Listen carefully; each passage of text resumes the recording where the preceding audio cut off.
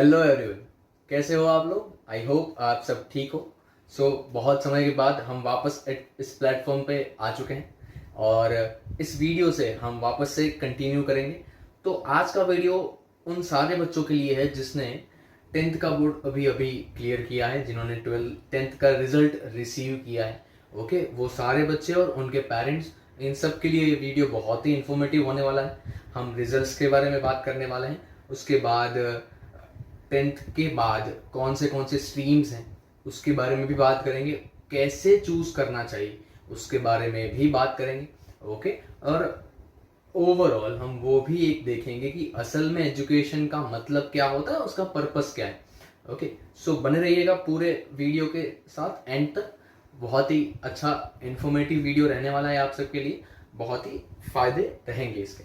Okay, तो सबसे पहले अगर हम बात करें तो रिजल्ट्स डिक्लेयर हुए, कुछ 2 दिन हुए हैं और आप सबको बहुत कॉन्ग्रेचुलेशन, सबके रिजल्ट बहुत अच्छे आए हैं।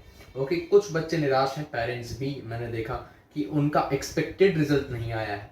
ओके, शायद 90 एक्सपेक्ट किए थे, 85 आ गए, 80 आ गए। So don't get disappointed by this. Okay, आपको इससे निराश होने की जरूरत नहीं है। क्यों? मैं एक थोड़ा स्टेटिस्टिक्स आपको दिखाना चाहता हूँ कि जैसे आप सब ने गुजरात स्टेट बोर्ड का एग्जाम 10th का क्लियर किया। ओके, 2023 का, इस साल का डेटा ये कहता है कि कुछ अराउंड 73,000 के आसपास कुछ बच्चे थे जिन्होंने क्लास 10th बोर्ड का एग्जाम दिया। ओके, और उसमें से जितने लोगों ने पास किया वो एग्जाम, उनका नंबर कुछ 48,000 के आसपास है। और कॉन्ग्रेचुलेशंस इसी बात का बताया गया है कि आप सारे इस कैटेगरी में आ चुके हो। मतलब अगर मैं कहने जाऊं तो 64.62%, कितने 64.62% लोगों ने 10th बोर्ड क्लियर कर दिया है। They all the students are eligible for the higher secondary और द डिप्लोमा कॉलेजेस और डिप्लोमा कोर्सेज और अनदर बहुत सारे ऑप्शंस हैं। इन सब के लिए वो एलिजिबल हो चुके हैं, जो कि 10th के बाद आप जा सकते हैं। ओके, तो आप सब इस कैटेगरी में हो और आपको अब रुकना नहीं है, पीछे नहीं जाना है, अब आपको आगे जाना है। तो that's a positive side. Okay, तो आपको निराश जरा भी नहीं होना है। अब आपको फोकस ये करना है कि अभी तक का समय और उस समय तक में 10th तक में आपने जो जो मिस्टेक्स की हैं, या शायद मिस्टेक आपको पता नहीं चली है, तो आपको खुद को समझना पड़ेगा। पहले पढ़ाई कैसे करनी है, आप कौन सी स्ट्रीम में अब जा रहे हो, उसको कैसे क्रेडिट देना है। ओके, उसका अटेंशन आपको कितना रखना है, कितना नहीं रखना है, कौन सी चीजों में ज्यादा इन्वॉल्व होना है, नहीं होना है, everything you have to decide now. Okay, क्योंकि this is the time to decide. अब आपको डिसीजन लेने का समय है। ले लेने के बाद फिर वो बहुत समय तक आप उसे चेंज नहीं कर पाओगे। ओके, तो अभी बहुत से लोग ऐसे हैं, मैंने देखा है कि 10th खत्म होने के बाद मोस्टली रिजल्ट का वेट किया जाता है कि रिजल्ट अच्छा आता है अगर, then we will go for science. अगर थोड़ा सा कम है then we will go for commerce. अगर बहुत ज्यादा कम है तो या तो आर्ट्स या तो डिप्लोमा ले लेंगे। तो ये सही तरीका मेरे हिसाब से नहीं है। ओके, ऐसा मैं क्यों कहना चाह रहा हूं? क्योंकि मेरा एक मानना है कि परसेंटेज जो है, नंबर्स जो है, that should not be the parameter. Okay, percentage should not be the parameter to decide your career. Okay, आपका करियर क्या रहेगा वो डिसाइड करने के लिए परसेंटेज या तो नंबर्स जो आपने आपके फाइनल एग्जाम्स में गेन किए हैं, that should not be the parameter कि इसके बेस पे आप डिसाइड करोगे। क्योंकि एजुकेशन की अगर हम बात करें तो एजुकेशन क्या है? Education is not about percentage. I feel education is about personality. Okay, ज्यादा परसेंटेज ले आना वो ज्यादा एजुकेटेड इंसान कहलाया जाएगा, ऐसा मैं जरा भी नहीं मानता। बहुत से लोग भी इस बात के साथ मेरा समर्थन जरूर करेंगे कि एजुकेशन जो है वो परसेंटेज के रिलेटेड नहीं है। आप एजुकेशन से कितनी चीज सीखते हो, what you will learn from it. Okay, that is what education is. आपके अंदर उसमें क्या क्या बदलाव आते हैं। अगर हम थोड़े सिंपल वर्ड्स में बात करें तो एजुकेशन क्या करता है? एजुकेशन एक इंसान, एक स्टूडेंट की लाइफ में क्या रोल प्ले करता है तो मेरा मानना है कि एजुकेशन जो है वो किसी भी इंसान के अंदर एक चीज को इंप्रूव करता है, and that is called observation power. Okay, observation power को इंप्रूव करेगा, मतलब कि आप आपके अराउंड में होने वाली चीजों को समझते जाओगे। ओके, आपका कॉमन सेंस बढ़ेगा, आपका ऑब्जर्वेशन लेवल बढ़ेगा।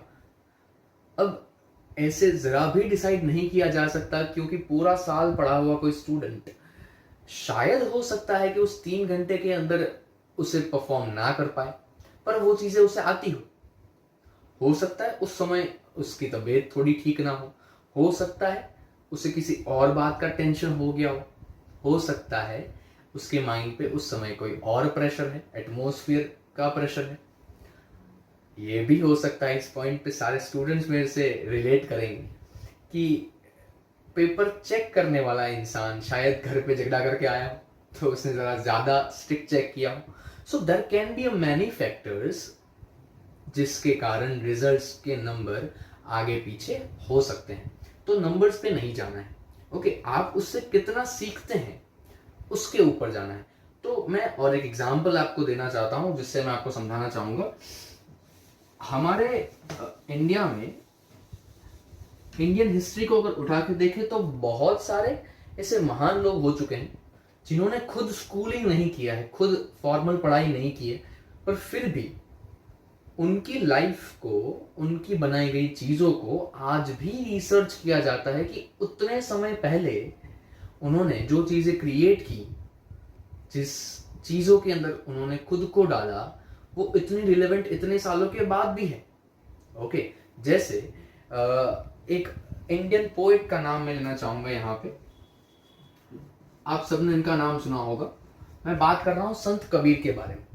ओके, तो इन्हीं का नाम मैं क्यों ले रहा हूं, मैं आपको ये समझाना चाह रहा हूं कि percentage is not the parameter, personality must be the parameter. Okay, आपकी ऑब्जर्वेशन लेवल को अगर आप बढ़ाते हो, आपके माइंड को आप फंक्शनल तरीके से यूज करते हो, then you are a very educated person. मैं इनका एक इंसिडेंट बताना चाहता हूं।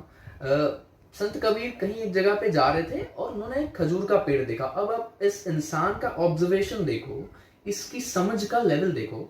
उन्होंने एक खजूर का पेड़ देखा और उसी के ऊपर कुछ 2 लाइनें लिख दी। मैं वो 2 लाइनें आपको सुनाना चाहता हूँ, फिर उसके ऊपर हम समझेंगे कि उन्होंने ये 2 लाइनें किस सेंस में लिखी। Okay, after all he was not a school pass out student. Okay, so वो कुछ ऐसा उन्होंने 2 लाइनें लिखी है कि एक्चुअली आपने शायद देखा हो तो खजूर का पेड़ बहुत ही बड़ा होता है। ओके, और उसके लीव्स भी बहुत ही ऊपर होते हैं। तो कुछ उन्होंने ये लिखा कि बड़ा हुआ तो क्या हुआ, जैसे पेड़ खजूर, ध्यान से सुनना, बड़ा हुआ तो क्या हुआ जैसे पेड़ खजूर, पंछी को ना छाया मिले, फल लागे अति दूर। मतलब इसकी लाइंस को अगर आप ध्यान से समझो तो कुछ ये कहना चाह रहे हैं कि अगर आपका नॉलेज, आपके नॉलेज की हाइट बहुत ज्यादा है, आपके पास बहुत सारा नॉलेज है, आपके नंबर्स परसेंटेज बहुत ज्यादा है, तो उससे उतना फायदा नहीं है। कब तक? अगर वो आपका नॉलेज सोसाइटी के काम ना आए, वो नॉलेज एप्लीकेबल ना हो। ओके, मेरे मेंटर ने कहा था कि knowledge is not power, applied knowledge is power. ठीक है, आपके पास बहुत सारे मेमोरीज हैं, आपको बहुत सी चीजें याद हैं। अभी ऐसा ट्रेंड चल रहा है कि बहुत से बच्चे बहुत सी चीजों को मेमोराइज करते हैं और ऐसा कंपटीशन कि हमें इतना याद है। अरे भाई, आपसे ज्यादा गूगल को याद है, क्या फर्क है इसमें। ओके, सो समझ इंप्रूव होना, that must be the education. आप सोचो, एक खजूर के पेड़ को देख के इतनी बड़ी बात कह देना। ओके, तो that is what the level of education he has. Okay, तो हमको इस एग्जाम्पल से बहुत अच्छे से सीखना चाहिए। हमें हर चीज को इवेल्युएट करना आना चाहिए, उन चीज से समझना है, उस चीज को सिर्फ याद नहीं रखना है। That must be the purpose. Okay, तो हम थोड़ा और आगे बढ़ते हैं और अब आगे बात करते हैं कि चलो इन चीजों को ध्यान में रख के अब हम एजुकेशन के करियर में स्टेप फॉरवर्ड करेंगे। तो अब स्टेप फॉरवर्ड करने के टाइम पे एक बहुत ही बड़ा क्वेश्चन आ रहा है कि सर 10th तो खत्म हो चुका है। पर अब जो सारे लोग हमसे पूछ रहे हैं कि बेटा अब क्या करने वाले हो, साइंस लेने वाले हो, कॉमर्स या आर्ट्स या क्या, तो सर हमें तो पता ही नहीं है। सब बोलते हैं अपने इंटरेस्ट के हिसाब से, सर वो ही नहीं पता इंटरेस्ट क्या है। ओके, तो एक एक तरीका हम सोच सकते हैं कि अगर आपको अपना इंटरेस्ट ढूंढना है कि कौन से सब्जेक्ट में आपका इंटरेस्ट है, तो आई मस्ट सजेस्ट कि आप एक ऐसा डेमो हम एक्सपेरिमेंट कर सकते हैं, ओके, फॉर फन, कि हम सारे सब्जेक्ट्स की बुक्स को एक बार अरेंज करें, हमारे सामने रखें और उसको ध्यान से देखें सबको, और जो बुक आप सबसे पहले पिक करने का, सबसे पहले जो बुक उठाने का आपको थॉट आएगा, जिस बुक को आप सबसे लंबे समय तक पढ़ पाओगे, ओके, वो बुक या वो सब्जेक्ट आपका इंटरेस्ट होगा। तो आप कौन सी बुक चूज करते हो वो आपको देखना है। सर ऑब्वियसली हम सबसे पतली वाली बुक यूज करेंगे, okay, so that is just for, ये नहीं है आपका डिसीजन लेने का तरीका। तो आपको अब ये सोचना है व्हाट टू चूज, ओके, कि अब आप क्या चूज करोगे, साइंस, कॉमर्स, आर्ट्स। तो उससे पहले आपको व्हाट नहीं, पर हमेशा हर जगह पे व्हाट के बदले आपको हाउ पे फोकस करना चाहिए, कि आपको पहले ये सीखना चाहिए कि चूज कैसे करना है, करियर को कैसे चूज करना है। ओके, तो मैं आपको कुछ स्टेप इसके बारे में बताना चाहता हूं जो आपको शायद हेल्पफुल रहेंगे। इसको ध्यान से समझना, it will be really helpful to you. मैंने अभी अभी लास्ट में बताया how to decide career, okay. तो करियर चूज करने के, डिसाइड करने के या किसी भी डिसीजन को लेने के दो तरीके हो सकते हैं। एक कि वो तरीका या तो जिस डायरेक्शन में आप जाना चाहते हो वो डायरेक्शन आपको प्रॉफिट देगा, और दूसरा वो आपको यूटिलिटी देगा। ओके, तो आपको कौन सी साइड जाना चाहिए, इस दोनों वर्ड्स को हम थोड़ा और डिटेल में समझते हैं। कि प्रॉफिट मतलब क्या, कि आपको कोई सब्जेक्ट अच्छा लग रहा है, आप सोचते हो कि maths is a good subject, science is bad subject, languages are good subject, ऐसे हमें पसंद नहीं है, बहुत सारे नंबर्स, वो ईयर्स याद रखने पड़ते हैं, ओके, हिस्ट्री अब हो चुकी है उसका क्या करेंगे। तो there are good subjects and bad subjects in our mind, okay. तो आप फायदा देखते हो, प्रॉफिटेबल सब्जेक्ट है कि नहीं है। तो ये एक तरीका है किसी स्ट्रीम को, किसी करियर को चूज करने का। दूसरा तरीका है उस डायरेक्शन का, उस करियर का यूटिलिटी क्या है। यूटिलिटी मतलब क्या है, यूजफुलनेस। अगर हम सिंपल शब्दों में इसे देखें तो यूटिलिटी मीन्स यूजफुलनेस। आप अगर साइंस चूज कर रहे हो तो साइंस इन फ्यूचर जब आप पढ़ के बाहर आओगे उस टाइम पे कितना यूजफुल रहने वाला है आपकी लाइफ में, सोसाइटी की लाइफ में। क्योंकि आप जॉब करोगे या कुछ भी बिजनेस करोगे, आप खुद के लिए तो नहीं करोगे, लोग इन्वॉल्व होंगे तभी यू विल, उस टाइम पे ही आपको पैसे मिलेंगे ना। तो उसका यूटिलिटी कितना है, यूटिलिटी का इंपॉर्टेंस क्या है ना, वो मैं आपको एक एग्जांपल से समझाता हूँ कि यूटिलिटी के बारे में सोचना क्यों जरूरी है। जैसे चाइना एक हमारा कंट्री है, तो चाइना और इंडिया की अगर हम बात करें तो इंडिया और चाइना के बीच में बहुत से कॉन्फ्लिक्ट चल रहे हैं। अगर आप देखो कुछ पिछले 4-5 साल के हिस्ट्री को भी उठा के देखो तो बहुत से इंसिडेंट्स ऐसे हुए हैं जहां पे चाइना हमारे अगेंस्ट या इंडिया चाइना के अगेंस्ट हो चुका है। पर फिर भी मतलब बॉर्डर के ऊपर भी इश्यूज हैं, बहुत सी चीजें चल रही हैं। Even after that India China से अपना ट्रेडिंग खत्म नहीं कर रहा है। हम बहुत सी चीजें चाइना से ला रहे हैं, हम यूज कर रहे हैं। अब देखो अभी कुछ भी छोटी से छोटी या बड़ी से बड़ी चीज उठा के देख लो, that will be from made in China, okay, वो टैग आपको मिलेगा ही मिलेगा। मतलब इतना चाइना ने क्रिएट कर रखा है कि कितनी भी दुश्मनी हो, अगर इंडिया चाइना की चीजों को बंद कर देता है तो इंडिया के अंदर बहुत सी चीजों की शॉर्टेज हो जाएगी, शायद कह सकते हैं सिविल वॉर हो जाएगा। तो चाइना ने क्या किया यहाँ पे, चाइना ने अपना यूटिलिटी क्रिएट कर दिया, जिससे आप की इच्छा ना होते हुए भी आप मजबूर हो, आपको उस चीज को यूज करना ही पड़ेगा। ओके, आपको मतलब उस चीजों के सिवा अब आपका काम नहीं चल सकता। तो आप जो भी करियर चूज कर रहे हो, थिंक अबाउट इट कि आप कोई ऐसा करियर चूज करो जिसकी जरूरत सबको है, जिसे कोई छोड़ नहीं सकता, तो definitely you will be successful in that direction. Okay, तो यूटिलिटी एक अच्छा ऑप्शन है, पर सर साइंस बहुत ही यूटिलाइज्ड डायरेक्शन हो सकता है, पर मुझे इंटरेस्ट नहीं है। तो यहां पे दूसरा वर्ड ये भी है कि आपको यूटिलिटी और सेल्फ इंटरेस्ट, यूटिलिटी और सेल्फ इंटरेस्ट, इन दोनों टर्म्स को समझ के फिर डिसाइड करना है कि कौन सा सब्जेक्ट या कौन सा डायरेक्शन ज्यादा सही रहेगा मेरे लिए। ओके, फिर अगर आप उसे चूज कर देते हो इस पैरामीटर्स के बेस पे, then after you have to give your 100%। आपको उसके अंदर मतलब पूरा डूब जाना है। अभी तक 10th तक की जो पढ़ाई थी, उस हिसाब से आप अगर कंटिन्यू करते हो पढ़ाई, तो शायद आपको उतने रिजल्ट्स ना मिले।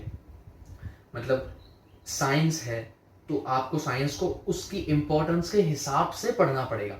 जैसे अगर मैं एक चीज बताऊं आपको कि जनरली हम सारे स्टूडेंट्स एग्जाम के लिए हम बोलते हैं कि हम प्रिपरेशन करते हैं। ओके, क्या करते हैं? प्रिपरेशन करते हैं। ओके, जिससे एग्जाम में अच्छे मार्क्स आ सके। पर मैं कहना चाहता हूं, ध्यान से सुनना है इसको, कि प्रिपरेशन तो शायद बहुत कम बच्चे कर रहे हैं। हम सिर्फ रीडिंग करते हैं या तो राइटिंग करते हैं। ओके, प्रिपरेशन नहीं करते हैं, क्योंकि ये this things are totally different. Preparation is totally a different matter. कैसे कि जैसे कोई बंदा अगर 10 घंटे पढ़ रहा है पूरे दिन में, तो पूरे 10 घंटे वो जो पढ़ रहा है उसको हम केस 1 ले लेते हैं, और दूसरा एक बंदा है जो वो 10 घंटे में से 6 घंटे पढ़ रहा है, और बाकी के 4 घंटे जो है ना, वो 6 घंटे उसने जो भी पढ़ा है उसको सेव करने में लगाता है। मतलब उसके ऊपर सोचता है, उसको समझता है। हम क्या करते हैं जनरली, हम 10 के 10 घंटे नई चीजें पढ़ते रहते हैं, फिर दूसरा दिन फिर वापस 10 घंटे नई चीजें पढ़ते हैं। तो पहले वाला जो था उसको कोई पर्टिकुलर जगह पे सेव तो करना पड़ेगा, तब जाके वो आपकी जरूरत के समय पे वापस आएगा। आई होप आप समझ रहे हो। तो इसे प्रिपरेशन कहा जाता है। ओके, तो आपको अब से जो भी चूज करो, जो डायरेक्शन में आप जाते हो, उस सब्जेक्ट मैटर को ध्यान से समझना है, और उस सब्जेक्ट के हिसाब से आपको प्रिपरेशन के मेथड्स चूज करने हैं। Okay, then only you will be succeed in your directions. Okay, तो अब ये बात हो चुकी है, कैसे पढ़ना है वो बात हो चुकी है। अब आगे जाते हैं और ये देखते हैं कि कौन से ऑप्शन है। सर हमें ये समझ आ चुका है कि कैसे डिसाइड करना है, how to choose, that we have cleared now. अब आपको ऑप्शंस, मैं थोड़ा आपको ओवरऑल आइडिया देता हूँ, ब्रीफिंग देता हूँ कि कैसे कैसे आप चूज कर सकते हो, कौन से ऑप्शंस 10th के बाद आपके लिए अवेलेबल है। तो जनरली 10th के बाद कुछ 4 चीजें हैं। आफ्टर 10th आपके पास एक ऑप्शन है साइंस। साइंस स्ट्रीम में आप जा सकते हो। उसके बाद है कॉमर्स। कॉमर्स के बाद एक ऑप्शन है आर्ट्स, और उसके बाद है डिप्लोमा। उसके बाद और भी हैं, अगर हम देखें तो बहुत सी गवर्नमेंट एग्जाम्स हैं, और हैं डिफेंस और आर्मी रिलेटेड। ओके, उसके बाद बहुत सारे सर्टिफिकेट कोर्सेज भी हैं। ओके, इतने सारे ऑप्शन है, इसके अलावा भी बहुत सारे हैं, पर हम थोड़ा अभी ब्रीफिंग में बात कर रहे हैं। ओके, तो थोड़ा डिटेल में जाते हैं इसके अंदर कि 10th के बाद अगर आप साइंस के लिए जाते हो तो there are 2 options. Okay, I hope आपको पता है इसके बारे में। एक ए ग्रुप है, दूसरा बी ग्रुप है। ए ग्रुप जो है वो पूरा का पूरा मैथमेटिक्स रिलेटेड है, ओके, कैलकुलेशंस और उसके रिलेटेड चीज़ें उसमें ज़्यादा आएंगी। बी ग्रुप जो है, बी स्टैंड्स फॉर बायोलॉजी, ऐसा हम काउंट कर सकते हैं। तो उसके अंदर सारी मेडिकल रिलेटेड डायरेक्शंस हैं, सारे उस टाइप के ब्रांचेस उसमें अवेलेबल होंगे, ओके। तो और थोड़ा इसको डिटेल में समझते हैं कि अगर आप ए ग्रुप में जाते हो, मैथ्स लेते हो, तो आप इंजीनियरिंग के डायरेक्शन में जा सकते हो, कंप्यूटर इंजीनियरिंग, अभी जो एक वर्ड बहुत ज़्यादा चल रहा है आर्टिफिशियल इंटेलिजेंस, ये सारे फिजिक्स के और इंजीनियरिंग के ब्रांचेस हैं, ओके। बहुत से बच्चों का ड्रीम होता है कि हमें सर एरोनॉटिकल इंजीनियरिंग करना है, पायलट बनना है, स्पेस में जाना है।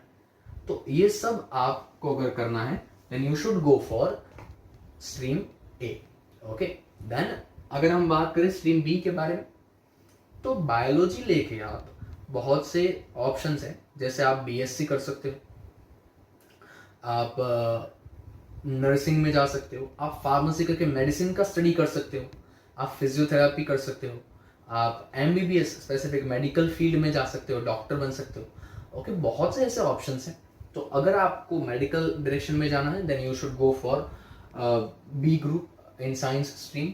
देन बात करते हैं कॉमर्स के बारे में।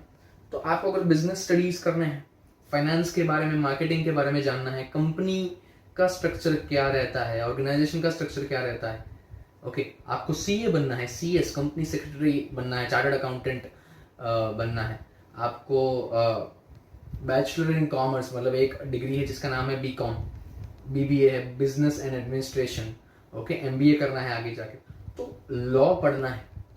ये सारे जो भी हैं वो सब करने के लिए आपको पहले 11th-12th कॉमर्स की पढ़ाई करनी पड़ती है। उसके बाद अगर हम नेक्स्ट देखें तो ऑप्शन है आर्ट्स के बारे में।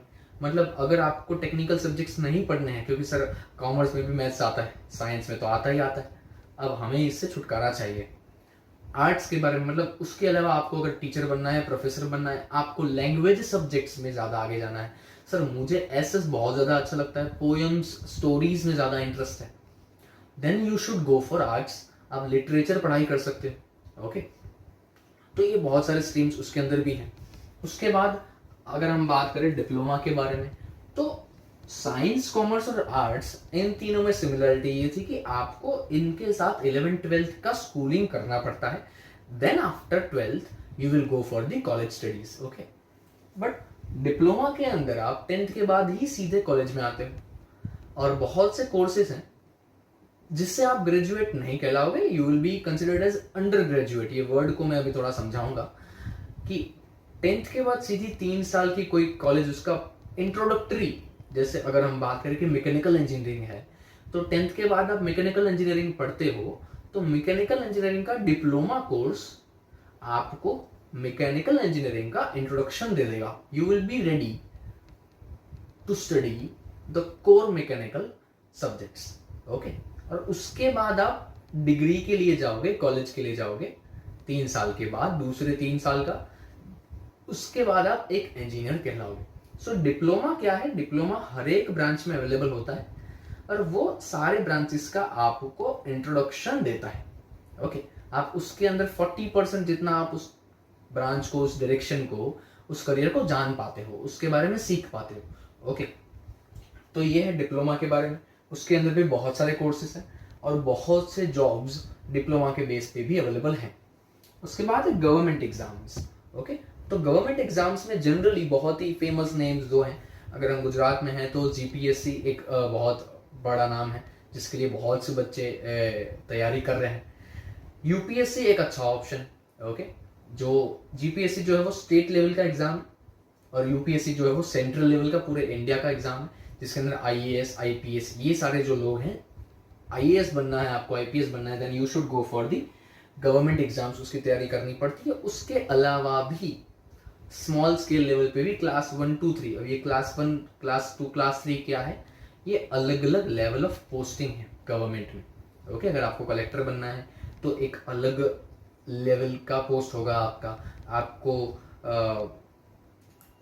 तलाटी का एग्जाम देना है फॉर एग्जाम्पल। रूरल एरियाज के अंदर बहुत से बच्चे इसके लिए अपीयर करते हैं। तो अगर आपको बैंक का एग्जाम देना है, दैट इज आईबीपीएस एक एग्जाम का नाम है, ओके। ऐसे बहुत से छोटे बड़े एग्जाम्स हैं गवर्नमेंट के जो आप 10th के बाद अपीयर कर सकते हो, 12th के बाद भी कर सकते हो। ओके, तो गवर्नमेंट एग्जाम्स एक हो गया, फिर हो गया डिफेंस एंड आर्मी। 10th के बाद भी बहुत सी ऐसी कई बार जॉब वैकेंसीज बाहर आती हैं जिसमें आप आर्मी में जा सकते हो। साइंस लेने के बाद भी आप आर्मी में जा सकते हो, पर उसका पोस्टिंग थोड़ा ज़्यादा हाई रहता है क्योंकि वो बंदा साइंस पढ़ के आया है, थोड़ा टेक्निकल माइंड है उसका। ओके, आर्ट्स पढ़ के भी आप अपीयर कर सकते हो। तो आपका बैकग्राउंड स्टडी क्या है उसके हिसाब से फिर वहां पे आपको पोस्टिंग रैंक दिया जाता है कि आप ऑफिसर बन सकते हो या सोल्जर बन सकते हो। ओके, इन दैट वे कुछ सर्टिफिकेट कोर्सेज भी बहुत सारे अवेलेबल हैं कि आप ये 9 मंथ्स का या 12 मंथ्स का एक कोर्स कर लो, या 15 मंथ का या 2 साल का एक कोर्स कर लो, जिससे आपको डायरेक्ट जॉब मिल सकता है। एयरपोर्ट मैनेजमेंट है या एयरक्राफ्ट मैनेजमेंट, ऐसे बहुत से कोर्सेज हैं जिसको आप करके डायरेक्ट जॉब पा सकते हो आफ्टर 10th और ऑल्सो आफ्टर 12th। तो ये पूरा थोड़ा ब्रीफिंग हो चुका है कि 10th के बाद आप क्या क्या चूज कर सकते हो। अब ये सब क्यों जानना जरूरी है, क्योंकि जैसे मैंने थोड़ी देर पहले बताया, हमें तुक्का नहीं लगाना है। अब हमें करियर चूज करना है तो पहले हमें खुद को अच्छे से समझना है, आपके रिलेटेड कौन से ऑप्शंस अवेलेबल हैं उसको भी ध्यान से समझना है, फिर उनमें से कौन सा आपके साथ मैच कर रहा है उसको आपको सिलेक्ट करना है। ओके, तो इतने ऑप्शंस मैंने आपको दिए, इसके अंदर कुछ टर्म्स हैं जो आपको इन फ्यूचर काम आएंगी। जैसे आप 12th के बाद जो कॉलेज के लिए अटेम्प्ट करते हो, अब 12th साइंस आपने कर रखा है। ओके, अगर आपने 12th साइंस ए ग्रुप लिया है मैथमेटिक्स, तो 12th के बाद एक एग्जाम आता है जिसका नाम है JEE, आपने सुना होगा इसका। JEE मेंस आता है, और अगर आप JEE मेन क्रैक करते हो then you are eligible for JEE advance. Okay, JEE main 360 marks का है, JEE एडवांस 720 मार्क्स का है। तो ये एग्जाम एक एंट्रेंस एग्जाम है जिसको क्रैक करने से आप इंजीनियरिंग के बहुत ही अच्छे कॉलेजेस में एडमिशन ले सकते हो। ओके, एंट्रेंस एग्जाम का पर्पस एजुकेशन की अच्छी से अच्छी इंस्टीट्यूट्स में आपका एडमिशन करवाना है। तो ए ग्रुप के लिए JEE का एग्जाम हो गया। गुजरात में गुजसेट का भी एक एग्जाम चल रहा है इसके लिए, जो कि स्टेट लेवल का है। JEE जो है वो ऑल इंडिया लेवल का एग्जाम है। उसके बाद अगर बी ग्रुप की बात करें तो बी ग्रुप के लिए भी नीट का एग्जाम है, NEET, MEET नहीं, NEET, नीट का एग्जाम है, जो कि बी ग्रुप बायोलॉजी के बच्चों के लिए है, जिससे मेडिकल में एडमिशन मिल सकते हैं। मेडिकल या बायोलॉजी ग्रुप के बहुत सारे ब्रांचेस हैं जिसमें नीट के स्कोर के हिसाब से आपको एडमिशन मिलता है। ओके, तो ये भी एक एंट्रेंस एग्जाम है जिसको आपको क्रैक करना रहेगा। उसके बाद अगर हम आगे देखें तो कॉमर्स फील्ड की बात करते हैं, तो कॉमर्स में एक बार आप 12th कॉमर्स कंप्लीट करते हो then you are going for BCom या BBA या BCA, बहुत सारी ब्रांचेस हैं, इनमें आप जाते हो, तो उस समय आपको एडमिशन वहां पे मिल जाता है। तो दैट इज कॉल्ड, अब देखो 12th के बाद जितने भी कॉलेजेस हैं, अगर आप साइंस की बात करो, कॉलेज कॉमर्स की बात करो, आर्ट्स की बात करो, उन सब में आगे बी लगता है। तो ये बी क्या है, बी स्टैंड्स फॉर बैचलर्स। अगर मैं बोलूँ BSc, तो bachelors of science BCom, bachelors of commerce BCA, BBA bachelors of business and administration. Okay, तो बी स्टैंड्स फॉर बैचलर्स, और एक बार आप बैचलर डिग्री कंप्लीट करते हो तो हम कह सकते हैं कि आपका ग्रेजुएशन कंप्लीट हो चुका है, आप ग्रेजुएट स्टूडेंट हो। ओके, तो ये ग्रेजुएशन एक टर्म था जो आपको समझना जरूरी लगा मुझे। उसके बाद हम बात कर रहे थे कि कॉमर्स के अंदर, यस, तो BCom, BBA, BCA या उसके अलावा भी बहुत से ऑप्शंस हैं जिसके साथ आप जा सकते हो। उसका 3 या 4 इयर्स का कोर्स होता है, डिग्री कोर्स होता है, बैचलर कोर्स। उसके बाद बहुत से बच्चे ऐसे हैं जो कि MBA के लिए अपीयर करते हैं, मास्टर डिग्री के लिए, मतलब बैचलर्स डिग्री के बाद, ग्रेजुएशन के बाद आता है पोस्ट ग्रेजुएशन। पोस्ट ग्रेजुएशन मतलब किसी भी चीज में मास्टर डिग्री करना, उसका स्पेशलाइज्ड हो जाना। ओके, मास्टर डिग्री क्या होता है, तो भाई बैचलर्स के अंदर आपने, अगर आपने बैचलर ऑफ साइंस पढ़ा है तो साइंस के सारे subjects, physics, chemistry, biology, maths, इन सब के बारे में आप पढ़ोगे बैचलर्स के अंदर। और अगर आप मास्टर्स इन साइंस करते हो तो आप इन सब में से कोई एक सब्जेक्ट के अंदर और डेप्थ में पढ़ोगे। तो मास्टर डिग्री या पोस्ट ग्रेजुएशन का पर्पस क्या है, एक ही चीज में ज्यादा स्पेशलाइज्ड होना, that is called post graduation या मास्टर्स। ओके, तो ऐसा भी हर फील्ड में बैचलर्स के बाद मास्टर्स डिग्री होता है। ओके, तो कॉमर्स के अंदर भी है, अगर आपने बीबीए किया है, बीसीए किया है, आप उसके बाद एमबीए का एग्जाम दे सकते हो। तो एमबीए के भी बहुत से बड़े बड़े कॉलेजेस हैं, जैसे आईआईएम अहमदाबाद है, वैसे बहुत सारे आईआईएम अलग अलग सिटीज में हैं। आईआईएम का फुल फॉर्म क्या है? Indian institute of management. तो आपको मैनेजमेंट की पढ़ाई वो करवाएंगे, तो उनके लिए भी एक एंट्रेंस एग्जाम है, उस एंट्रेंस एग्जाम का नाम है कैट। ओके, तो ये एग्जाम आप अगर क्रैक करते हो तो उसके स्कोर के हिसाब से आपको बहुत सी आईआईएम्स में या और दूसरी कॉलेजेस में एडमिशंस मिल सकते हैं एमबीए के लिए। ओके, ये एक ऑप्शन हो गया, that is also very good option. उसके बाद आर्ट्स के बारे में देखते हैं। अगर आपको प्रोफेसर बनना है, अगर आपको टीचर बनना है, किसी चीज के अंदर, लिटरेचर के अंदर आपको बहुत ज्यादा इंटरेस्ट है, आपको उसके बारे में ज्यादा जानना है, आपको म्यूजिक के बारे में, आपको योगा के बारे में बहुत ज्यादा पढ़ाई करनी है, ओके, कुछ अलग करना है, तो arts is a very good branch. Okay, मैं बहुत सजेस्ट करता हूँ बहुत लोगों को, क्योंकि ये बहुत ही अंडररेटेड है। लोग इसको ऐसा कि जिसका रिजल्ट अच्छे नहीं होते हैं वो आर्ट्स लेते हैं, ये जरा भी सही बात नहीं है। आर्ट्स के अंदर बहुत ही यूनिक ब्रांचेस हैं जिसको हमें एक्सप्लोर करना चाहिए। ओके, तो आई मस्ट सजेस्ट कि आपको इसके अंदर भी थोड़ा देखना चाहिए कि क्या इसके अंदर कुछ हमारे रिलेटेड है, तो शायद हम हमारे नेचर के हिसाब से पढ़ाई करें, सब्जेक्ट चूज करें, तो उसमें हम ज्यादा स्पीड से आगे जा सकते हैं ना। तो आर्ट्स के अंदर बहुत से ऐसे ऑप्शंस हैं। उसके बाद आप डिप्लोमा की बात करें तो जैसे मैंने बताया, डिप्लोमा के अंदर आप पहले ही उस ब्रांच का इंट्रोडक्शन ले लेते हो बहुत ज्यादा, 30-40% जैसे मैंने बताया। तो उससे क्या होता है कि आपका उस सब्जेक्ट के लिए थियरी के पहले ही प्रैक्टिकल नॉलेज बहुत बढ़ जाता है। ऐसा कहा जाता है कि डिप्लोमा स्टूडेंट्स का प्रैक्टिकल नॉलेज बहुत ज्यादा होता है। ओके, वो जॉब के लिए एकदम रेडी होते हैं, तो नॉलेज उनका ज्यादा है। 12th के बाद कॉलेज में जाने वाला बच्चा सीधा पढ़ाई करता है, और 10th के बाद कॉलेज में जाने वाला बाहर घूमता है, कंपनीज में मिलता है जाके, कुछ इंडस्ट्रीज में विजिट करता है। तो उसकी ऑब्जर्वेशन लेवल, आप लिंक कर पा रहे हो ना, उसकी ऑब्जर्वेशन लेवल बढ़ती जाती है, उसका कॉमन सेंस बढ़ता जाता है। Okay, it will be very helpful for them. तो diploma is also very good option. उसके बाद गवर्नमेंट एग्जाम्स, आप सोचते हो कि नहीं हमें कंट्री को सर्व करना है, हमें हमारे स्टेट को सर्व करना है, तो आप डायरेक्ट गवर्नमेंट की एग्जाम्स दे सकते हो। आपको सिक्योरिटी चाहिए जॉब का, ओके, आपको गवर्नमेंट एम्प्लॉय बनना है, आपको पावर चाहिए, तो आप गवर्नमेंट एग्जाम्स के लिए अपियर कर सकते हो। बहुत से गवर्नमेंट एग्जाम्स हैं। उसके बाद आर्मी, आपको आर्मी में जाना है, सोल्जर बनना है, ऑफिसर बनना है, इसके बारे में भी बहुत से, एक एनडीए का एग्जाम आता है जो कि आप 12th के बाद दे सकते हो।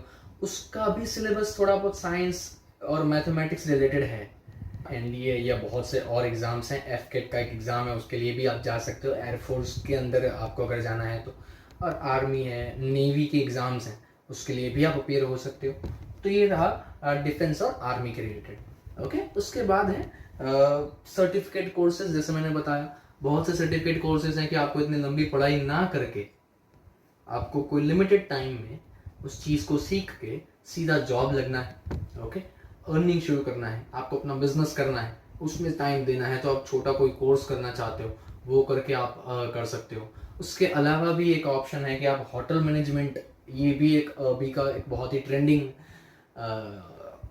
ब्रांच काउंट कर सकते हैं हम, कि उसमें भी बहुत से बच्चे जा रहे हैं और बहुत ही सक्सेसफुल ब्रांच है। ओके, तो ये सारे बहुत से ऑप्शंस हैं। तो मेरा सजेशन आप सारे स्टूडेंट्स और पेरेंट्स के लिए सिर्फ इतना है कि आपको सिर्फ 2-3 ऑप्शन, साइंस, कॉमर्स, डिप्लोमा, इन्हीं में नहीं रहना है। मैं इतना सारा आपको, जो भी अभी हमने सारी बातें की, उससे आपको बस यही कहना चाहता हूँ कि आप थोड़ा आगे का भी सोचिए, आपको बाद में क्या करना है।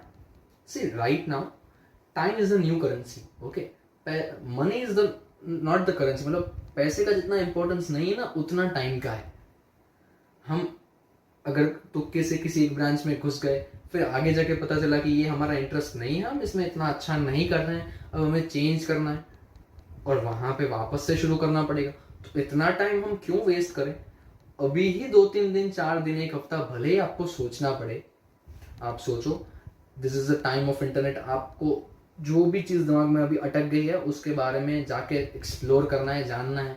आप कहाँ पे रहते हो, आपके अराउंड में उस ब्रांच के लिए कौन से कॉलेजेस या स्कूल्स अवेलेबल हैं, इंस्टीट्यूट हैं, ओके, उसका क्या फ्यूचर है। आपको कोई क्वेरीज है, आप मुझे कांटेक्ट कर सकते हो, कमेंट सेक्शन में पूछ सकते हो।